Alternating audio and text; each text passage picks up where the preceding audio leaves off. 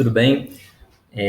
Vou fazer mais uma videoaula, da disciplina de Sistemas Hidropneumáticos do IFMG Betim, do curso de Engenharia Mecânica. Hoje, especificamente, vou falar para vocês sobre sequências de movimento e a norma ISO. Então, eu vou mostrar para vocês como a gente apresenta sequências de movimentos, como que existem dois tipos de representar os sistemas pneumáticos, que você pode colocar os componentes na localização da montagem ou numa ordem mais sequencial, mostrar as vantagens e desvantagens disso e apresentar alguns exemplos aplicando alguns componentes pneumáticos. Tá ok? Espero que vocês gostem da aula, então vamos começar. Então, primeiro, vamos falar de sequência de movimentos.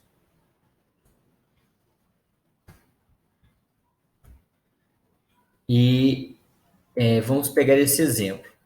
Então, aqui nós temos, que os pacotes chegam pela esteira.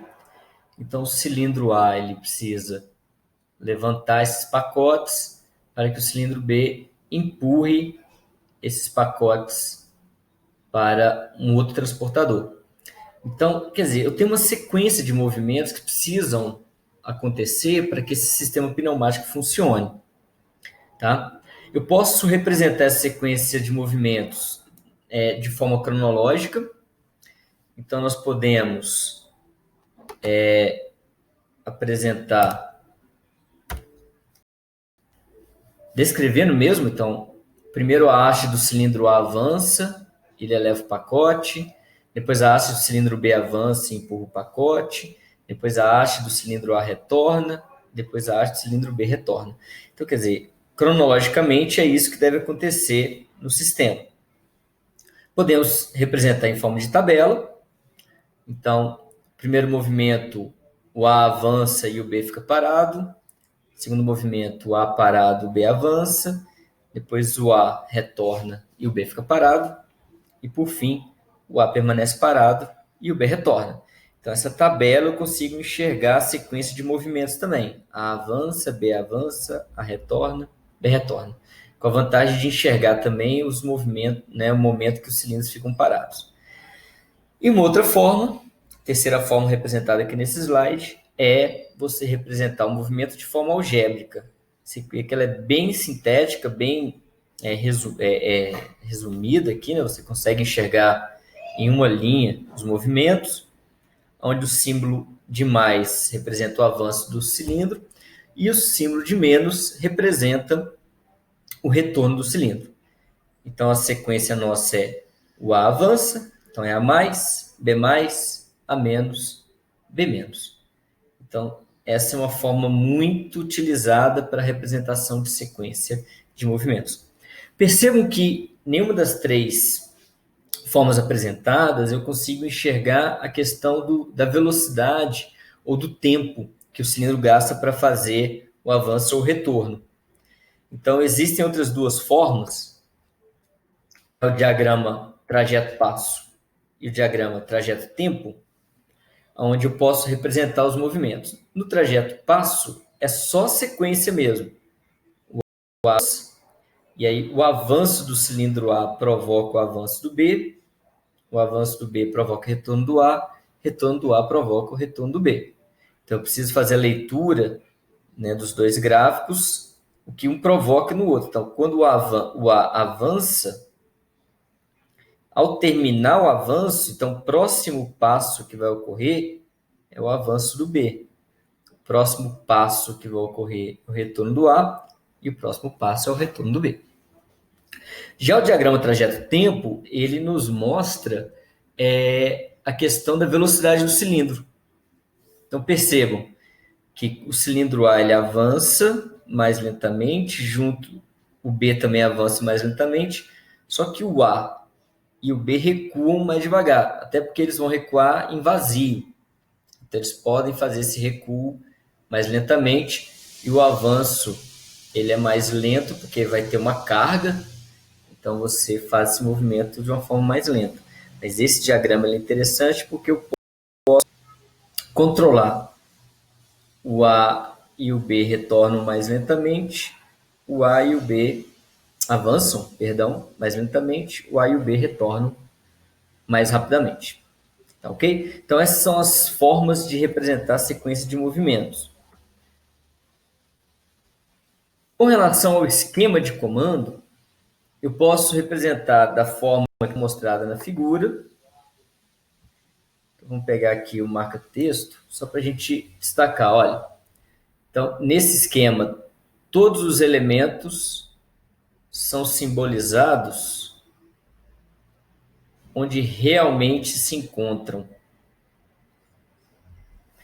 Então, a gente percebe que a válvula fim de curso 2.3, que está aqui, e a válvula fim de curso 2.2, e a válvula de fim de curso 1.2, elas estão representadas aonde realmente elas seriam montadas.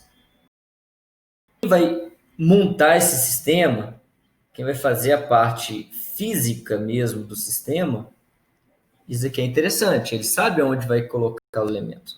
Só que, em compensação, percebam as conexões, as tubulações aqui de ar comprimido, como é que fica confusa a leitura.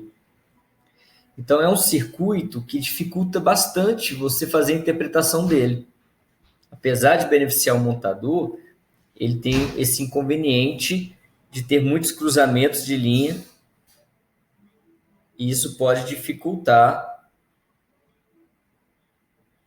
a leitura e interpretação do circuito.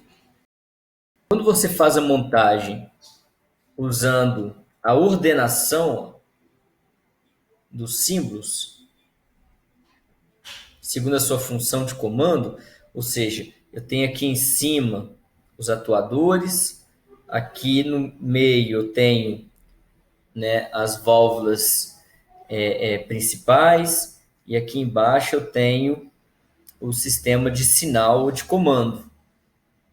Então, quando eu faço nessa ordem, percebam que a leitura é muito mais simples.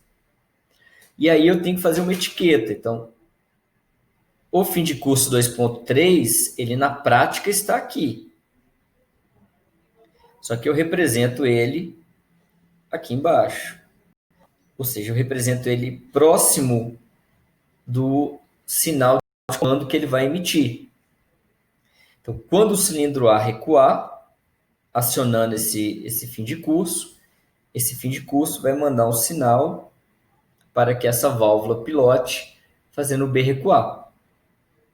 Tudo bem? A válvula 2.2, ela na prática está aqui, no fim de curso de avanço do A.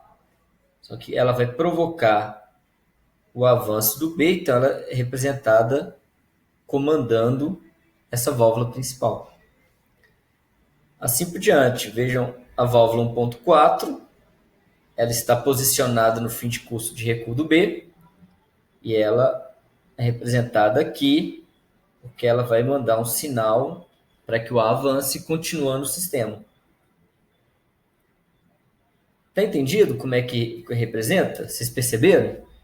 Qualquer dúvida, deixem lá nos comentários, no fórum, ou aqui embaixo no vídeo, se vocês tiverem alguma dúvida, eu tento responder, tá bom? Bem, para fazer essa etiqueta, perceba que aqui tem uma etiqueta, né? Tem uma representação. Então, 2.3 aqui é 2.3, né? Então, por que há essa numeração? Tem uma lógica para usar essa numeração? Existem duas normas. A norma ISO, que é a que nós vamos usar, ela utiliza números, e a norma DIN, que ela utiliza letras, tá? Então, nós vamos usar a norma ISO. Então, esses números 1.0, 1.02, 1.1, essa numeração, ela vem da norma ISO. E aí, no próximo slide, toda essa numeração aqui, ela não é aleatória. Ela vem... É importante destacar para vocês, sempre que vocês representarem um circuito pneumático, as válvulas devem ser representadas em suas posições originais, na sua posição inicial de comando, antes de acionar, né, o primeiro botão, acionar o sistema, como essas válvulas estariam posicionadas. Percebam que a válvula 1.3, ela é o fim de curso de avanço do B, e o B está recuado, então essa válvula não está acionada. Então ela é representada normalmente fechada, uma válvula 3x2 normalmente fechada, que não está acionada. A válvula 1.4, por sua vez, ela é um fim de curso de recuo do B, né, desse cilindro B. Então, percebo que ela está acionada. Então, ela é representada. Ela é uma válvula normalmente fechada. Então, a posição original dela, inicial dela, se você pegar essa válvula na sua mão, ela é uma válvula normalmente fechada. No início desse circuito, ela já está acionada. Por já estar acionada pelo cilindro B, ela é representada dessa forma. Então, ela permite a passagem do ar no início do sistema. Aqui, então, a norma ISO, de uma forma simplificada, todo elemento de trabalho, seja motor, cilindro, é representado pelo número 1, 2, 3, 4, 5, número do cilindro, cilindro 1, cilindro 2, cilindro 3, cilindro 4, ponto zero. Então, todo elemento que for ponto zero, ele é um elemento de trabalho, ou todo elemento de trabalho tem que ser ponto zero. Todo elemento que influencia a velocidade de trabalho, influencia o avanço, ele vai ser ponto zero 1, ponto 02, ponto 03, ponto 04. Como é que se define se é ímpar ou par? Se o elemento influenciar a velocidade de avanço, ele vai ser par. Se ele influenciar a velocidade de recuo, ele vai ser ímpar. Ok? A válvula principal de comando, ela vai ser sempre o número do cilindro ponto 1. Então, se essa válvula de comando é do cilindro 1, então ela vai ser 1.1. 1. Primeiro 1, né, o 1 da esquerda, é por causa do cilindro, que é o cilindro 1, e o ponto 1 da direita é por causa da norma. Os elementos de sinais, eles vão ser pares quando influenciarem no avanço e vão ser ímpares quando influenciarem no retorno. Então, a válvula aqui 1.2, 1.6, 1.4, elas vão provocar o avanço desse cilindro 1. E a válvula 1.3 vai provocar o retorno do cilindro 1. Por isso que ela é ímpar, retorno, par, avanço. E os elementos auxiliares, nesse caso aqui um lubrifio, eles vão ser 0.1, 0.2. Ele é 0 ponto porque ele influencia todo o circuito. Aqui um exemplo. Percebam que o fluidicim e essa válvula 3x2 com 2 botões, 3 por 2 vias com 2 botões, ela meio que habilita o sistema. É como se você fosse habilitar a passagem de ar para alimentar todo o sistema. Por isso que ela é 0.2, que ela influencia o sistema todo. Tá? O cilindro é o cilindro 1, ponto 0, válvula principal 1.1. Esse sinal à esquerda aqui da válvula vai provocar a sua mudança de posição e vai provocar o avanço do cilindro A, ou cilindro 1. Por isso que todas essas válvulas aqui, elas são pares. Que todas elas estão relacionadas com o avanço do cilindro. Então, quando eu apertar o pedal, essa é uma válvula OU. Então, quando o pedal for pressionado, vai mandar o sinal para cá. Quando eu pressionar OU, né? Pressionar os dois botões ao mesmo tempo, essa é uma válvula E. Essa válvula 1.8 é uma válvula E. Vai provocar o avanço. Quando chegar no fim de curso 1.3, essa válvula vai ser pressionada, né? Pilotando, comutando, mudando de posição. Ela vai mandar um sinal para essa válvula temporizadora. Essa válvula vai atrasar o sistema, vai demorar um pouco para que esse cilindro retorne. Tá? Por isso que ela é ímpar, todas duas, 1.3 e 1.5. Essa válvula de controle de vazão, ela controla a velocidade na saída, no retorno do cilindro, na saída do ar. Então, quando o cilindro estiver retornando, essa válvula controla a velocidade, por isso que ela é 0,3, por isso que é ímpar. Lembra que ímpar é retorno.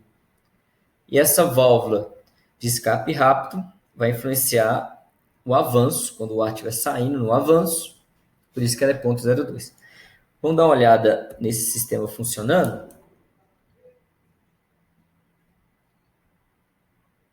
Então, pressionou o botão, habilitou o sistema. Percebam agora que vai pressionar ali o pedal, né? O cilindro avança, temporizadora, o retorno mais lento, finalizando o sistema. Agora vamos pressionar os dois botões ao mesmo tempo, novamente avança. Percebam quando essa válvula 1.3 ela aciona, demora um tempo para o sinal vir para a válvula direcional, porque essa é uma válvula temporizadora. Bem, gente, eu vou parar por aqui para que esse vídeo não fique muito grande. Então, vou encerrar a parte 1. Agora eu vou começar a mostrar alguns exemplos de sistemas pneumáticos, né, que será a parte 2 desse vídeo.